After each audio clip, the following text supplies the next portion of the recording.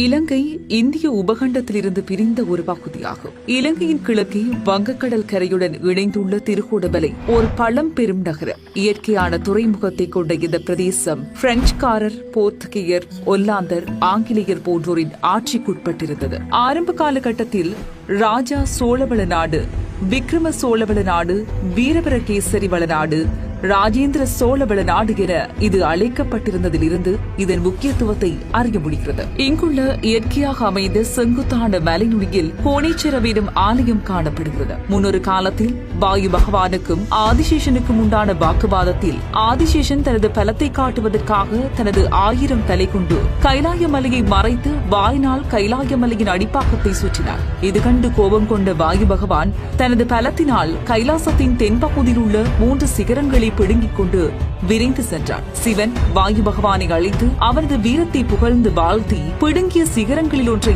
ஈழத்தின் கீழ்கரையில் வைக்கும்படி கேட்டுக் கொண்டதற்கமைய 3 சிகரங்களில் நடுச்சிகரமான திருக்கோணேஸ்வரத்தை வைத்தான் என்று தட்சிண கைலாச புராணம் இந்த மலையின் தோற்றத்தை கூறுகின்றது. அதேபோன்று இன்னொரு புராண கதை இந்த ஆலயத்தின் வரலாற்றுடன் இணைந்து கொள்கிறது.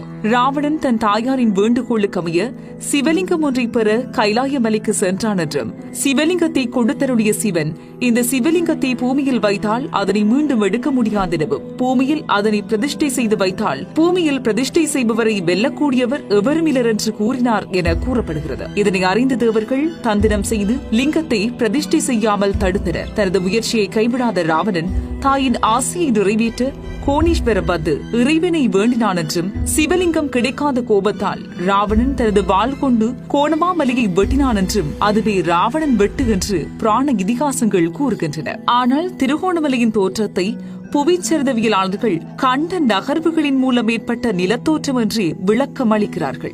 எஸ்தனோஸ்பயர் எனப்படும் வெண்பாறை கோளத்தின் மேல் மிதக்கும் நிலையில் உள்ள கற்பாறை திணிவுகளே தகடு என அழைக்கப்படுகின்றது. இந்த தகடுகளை கொண்டுதான் புவியின் மேற்பரப்பு உருவாகியுள்ளது. இந்த உருவாக்கத்தில் 7 பிரதான தகடுகளும் 8க்கும் மேற்பட்ட சிறிய தகடுகளும் முக்கிய பங்கு வகிக்கின்றன. இருப்பினும் பூமியின் மேலோடு நிலையானது அல்ல. பூமியில் தற்போதுள்ள நிலத்தோற்றங்கள் எல்லாம் முன்னொரு காலத்தில் கடலுக்கடியில் காணப்பட்டவை என்றே குறிப்பிடப்படுகின்றன. பூமியின் மேலோட்டில் மிகப்பெரிய அளவுக்கு செங்குத்து நகர்வு ஏற்படுவதை கண்ட நகர்வு அல்லது எபிரோஜெனிக் நகர்வு என்று கூறப்படுகிறது.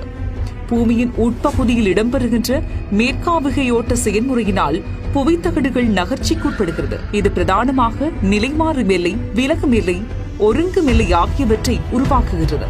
இதன் காரணமாக பிளவுகள், பிதிர்வு மலைகள், பிளவு பள்ளத்தாக்கு, பீடபூமி, மடிப்பு மலைகள், நடுச்சமுத்திர பாறைகள், அகழிகள், தீவுகள் போன்ற நிலத்தோற்றங்கள் உருவாகின்றன. ஆப்பிரிக்காவின் மிகப்பெரிய பள்ளத்தாக்கான கொப்பரையும், இந்தியாவின் நர்மதி பள்ளத்தாக்கினையும் மற்றும் பசிபிக் பெருங்கடல் பரப்பில் அமைந்துள்ள மரியானா ஆணியையும் கண்ணநகர்வால் உருவான நிலத்தோற்றங்களுக்கு உதாரணங்களாக குறிப்பிடலாம். 2 தகடுகள் ஒன்றையொன்று நோக்கி நகர்கின்ற செயற்பாட்டை ஒருங்கல் செயற்பாடு என அழைக்கப்படுகிறது. தகடுகள் ஒருங்குகின்ற போது ஒரு தகட்டின் மீது மற்றைய தகடு ஏறுவதுடன் கீழே அமிழ்ந்த தகடு அழிந்து அது மீண்டும் மறுசுழற்சி செய்யப்படுகின்றது. 2 தகடுகள் ஒன்றையொன்று நோக்கி ஒருங்கும் எல்லையில் அவற்றின் விளிம்புகள் மடிப்புற்று மேல் உயர்த்தப்படுவதனால் மடிப்பு மலைகள் தோற்றம் பெறுகின்றன. இவ்வாறு தோற்றம் பெற்ற நில உருவமாகத்தான் திருகோணமலையினை புவியியலாளர்கள் குறிப்பிடுகின்றனர். ராவணன் வெட்டு என அழைக்கப்படும் பகுதி இந்த நிலத்தோற்றத்தில் உருவான இயற்கையான மலைப்பிளவு என்றே ஆய்வாளர்களால் கருதப்படுகிறது. இவ்வாறான புவியியல் பின்னணியை கொண்ட திருகோணமலை தாயக பகுதிகளில் அழகிய வளம் குளிக்கும் தரைத்தோற்ற அம்சங்களை தன்னகத்தை கொண்டுள்ள பிரதேசமாக காணப்படுகிறது. இத்தகைய சிறப்புகளால் புவிசார் அரசியல் முக்கியத்துவம் வாய்ந்த இடமாகவும் சர்வதேச நாடுகளின் கழுகு பார்வையினையும் எதிர்கொள்கின்ற இடமாகவும் இது காணப்படுகிறது. எமது வளங்கள் தொடர்பான சரியான புரிதலும் தெளிவான ஆவணப்படுத்தலுமே அடுத்த தலைமுறையினருக்கு அதனை பாதுகாக்கும் வழிமுறையினை கற்றுக்